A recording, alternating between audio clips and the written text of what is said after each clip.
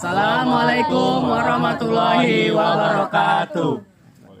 Kami dari kelompok 2 akan melakukan wawancara di Tiga Sekawan Fish Farm. Selamat menyaksikan. Mulai pembibitan benih sampai nanti ke penjualannya pada semua. Kalau ikan sendiri kan abang tadi bilangnya hanya patin ya, Bang, ya? Di sini khusus patin. Khusus patin. Dulu di awal kan ada 3 komoditi di sini. Ada lele, gurami sama patin. Cuman kalau melihat dari prospek pasarnya, yang paling bagus itu patin. Karena kan mayoritas orang Kampar itu banyak yang pemeliharanya patin gitu. Kalau gurami ada juga, cuman kita oper keluar kota kebanyakan gitu, keluar kota. Kalau lele prospek harganya nggak masuk, pengerjaannya banyak, cuman prospek harganya nggak masuk. Jadi setelah mikir-mikir, permintaan pasar banyak, jadi fokus ke patinnya sampai sekarang. Ini mulai dari tahun berapa, Bang? Ini berdiri dari awal tahun 2019 pembangunan, selama 3 bulan pembuatannya. Di bulan ke-6 baru mulai berproduksi setelah dirakit-rakit semuanya, kayak instalasi-instalasinya kan, kesehatan media, baru bulan ke-6-nya baru mulai produksi. Kalau dari pembeliannya kan itu secara alami atau secara buatan, Bang? Di sini kalau untuk patinnya buatan. Karena di dalamnya campur aduk tangan manusia semua, mulai dari penyuntikan, stripping sampai ke penetasannya. Kalau lele kan semi buatan bisa kan, alami bisa. Kalau patin enggak. Biasanya Bang sekali mija tuh berapa induk tuh, Bang? Ini tergantung. Paling banyak abang di sini mija itu 3 ekor induk betina, karena induk sini besar, 5 sampai 6 kilo 1 ekor. Sebesar ini dia, sebesar paha. Ada tuh, Bang? Ada tuh. Nanti kita lihat. Jadi di situ udah sangat banyak telurnya gitu kan.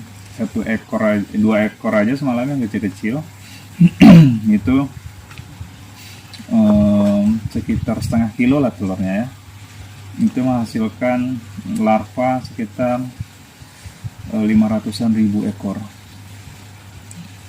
yang dideder gitu. Itu nggak terlalu besar semalam, banyak telurnya kan.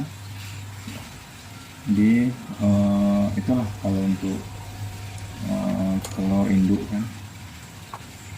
Itu kalau pemasarannya ke mana ya?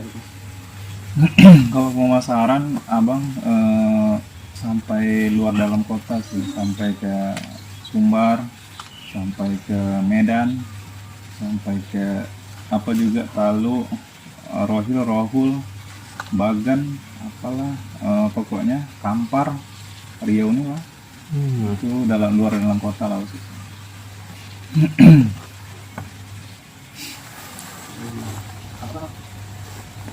Penanganan apa?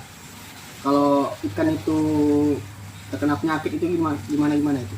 Nah, kalau penanganannya, paling kita kan sebelum terjadi penyakit itu kita antisipasi dulu. Seperti kalau di budidaya perikanan ini, kunci pertamanya itu adalah air. Airnya kita rawat dulu. Kalau airnya udah terawat, ikan pasti nyaman di situ. Nah, jadi kita membuat bagaimana air ini senyaman mungkin untuk ikan. Jadi jangan sampai dia kotor dulu baru diganti airnya. Nah, jadi dengan pengantisipasian itu, jadi ikan ini akan aman gitu kan. Jadi akan terhindar juga dari penyakit, dan manakala jika terjadi penyakit itu penanganannya pertama ganti air dulu. Setelah ganti air kita lakukan pemberian pH yang agak tinggi. Misalnya kita main di 6,5, kita main di 7,5 atau 8. Yang kedua, kita main salinitas, kadar garam kita naikkan, agak asin airnya. Yang kedua, kita memakai PK. Yang kedua, bisa juga pakai Endroplok 25, pemberian Endroplok 25 ataupun Blue Green. Nah, itulah untuk penanganannya. Ini abang pembesaran atau kayak benih, jual benih atau pas jual Abang di sini khusus pembenihan. Makanya tadi mau nanya kenapa kok tempat wadahnya kayak gini gitu. Iya, ini khusus pembenihan ikan patin. Jadi ini merupakan salah satu yang terbesar di Pekanbaru yang khusus pembenihan ikan patin ya. Nah, khusus dia pembenihan ikan patin, nggak ada campur lain ikan di dalamnya. Ini yang terbesar.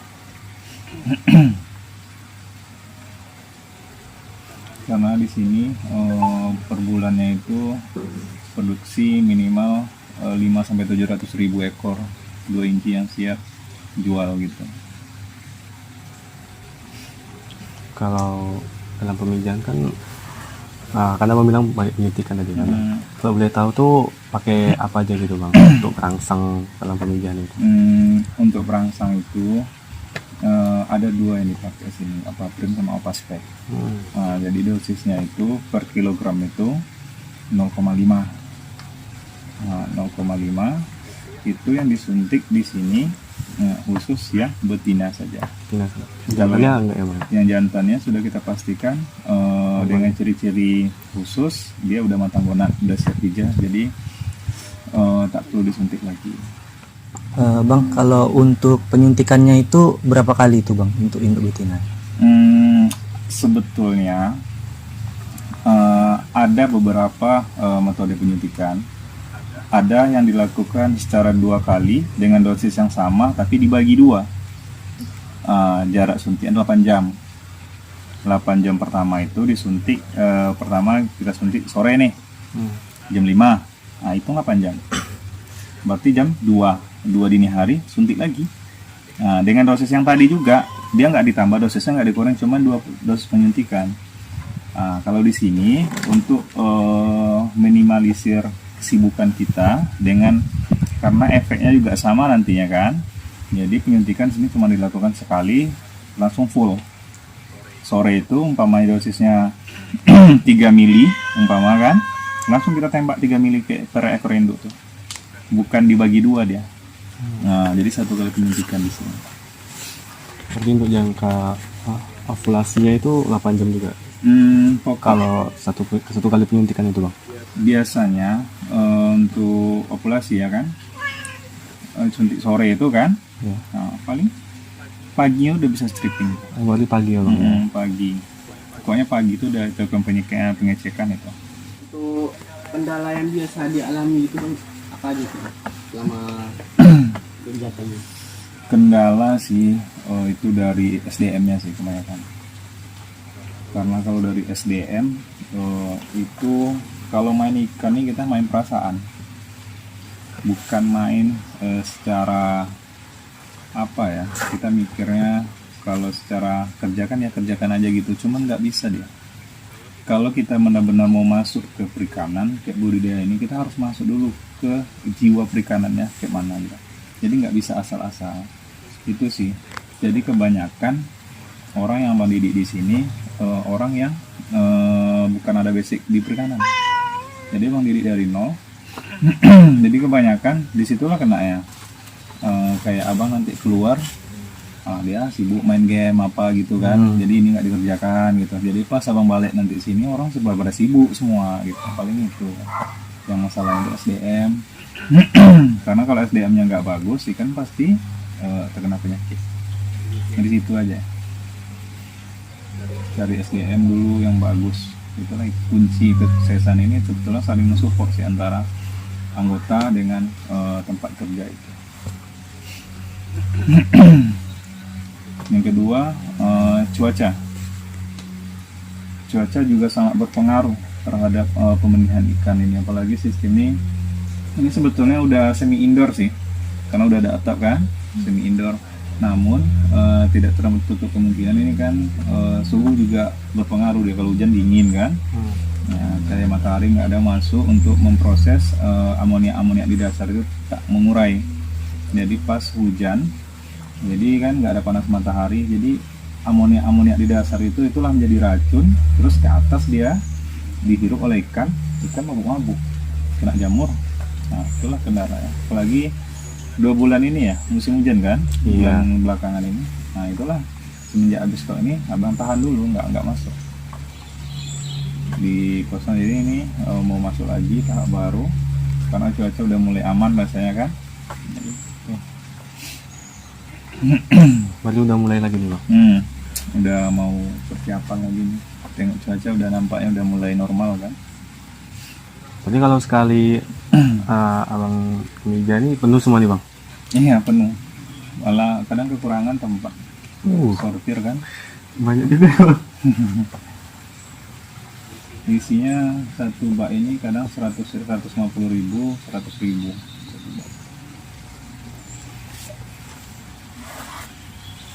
Ini ukuran mbak ini berapa nih? Diameter 6, tinggi setengah meter. Kedalaman air paling sekitar 40 cm maksimal 40 cm. Karena nggak mungkin sampai melimpah airnya kan. Iya. Kenapa lebih milih wadahnya yang kayak gini bang? Kenapa nggak yang kayak gini aja gitu? Atau lebih bagus yang kayak gini atau yang kayak gini gitu? Pertama efisiensinya jauh lebih bagus yang ini lagi. Pertama kalau semen antara suhu itu berpengaruh dia. Kalau panas kali air.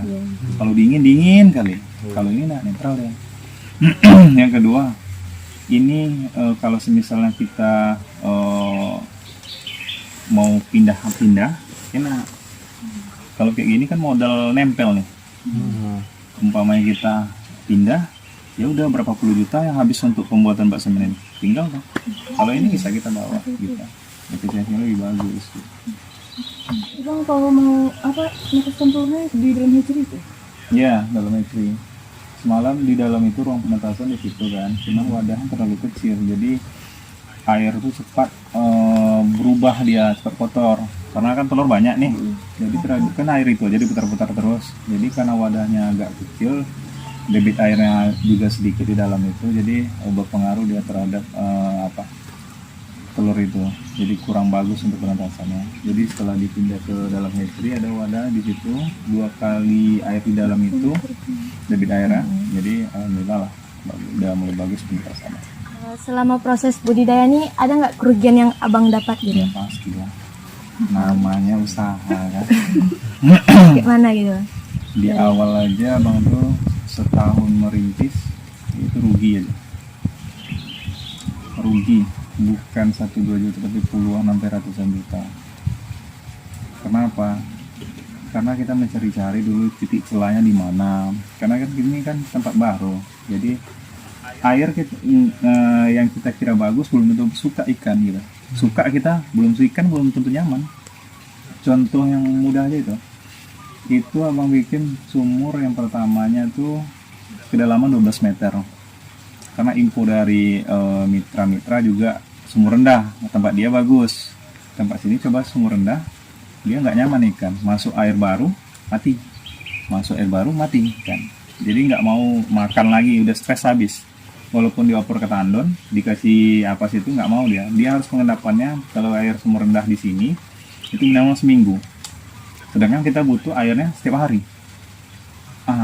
Jadi usut, bikin sumur bor baru lagi di situ. Itu kedalaman 35 meter. Udah 4 sumur bor sini. Sana mau bikin dalam juga ada kayu di bawahnya. Di sudut itu ada sumur bor.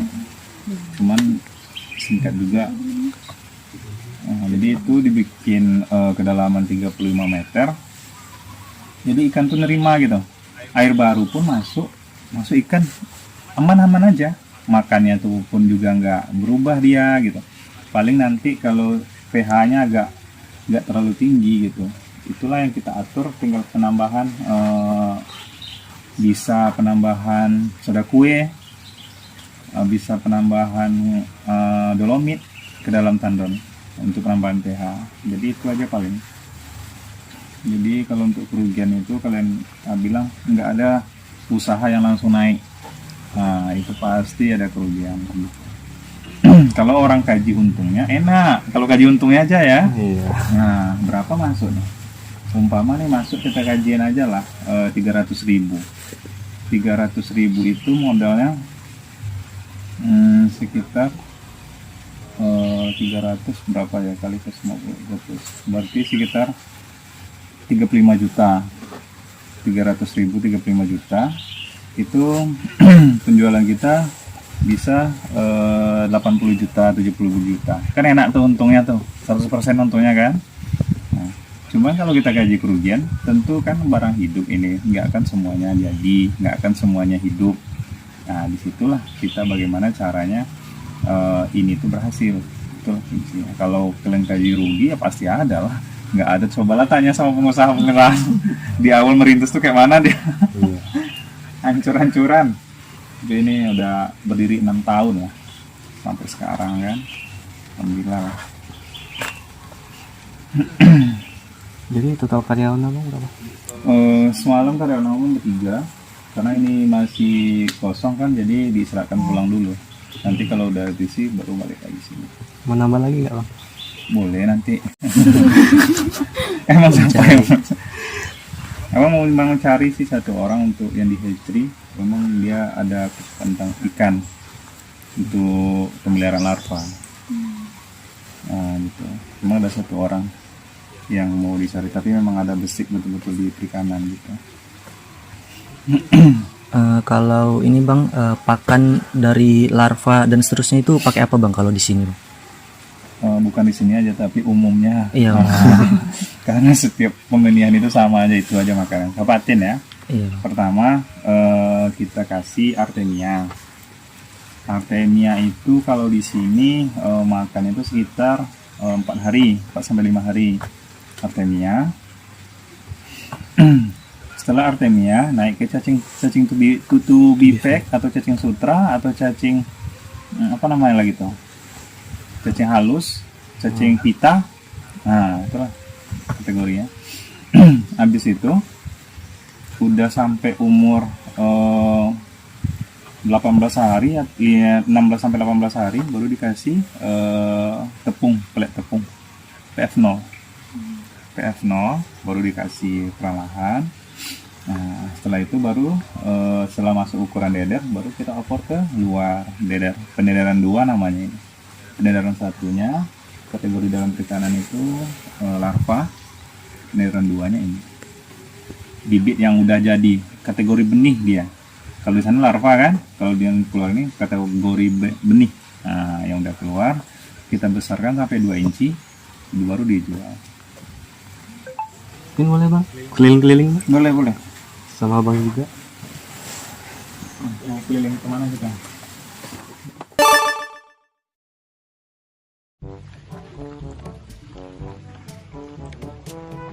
Kameramen bang.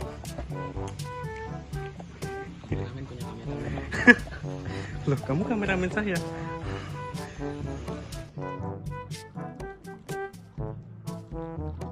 Ya Hei, masuk mulut aku.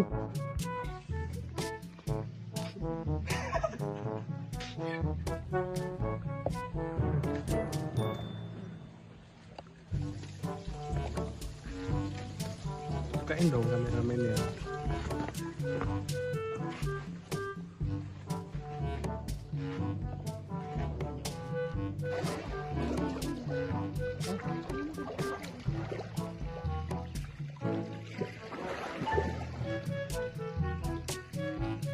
Til.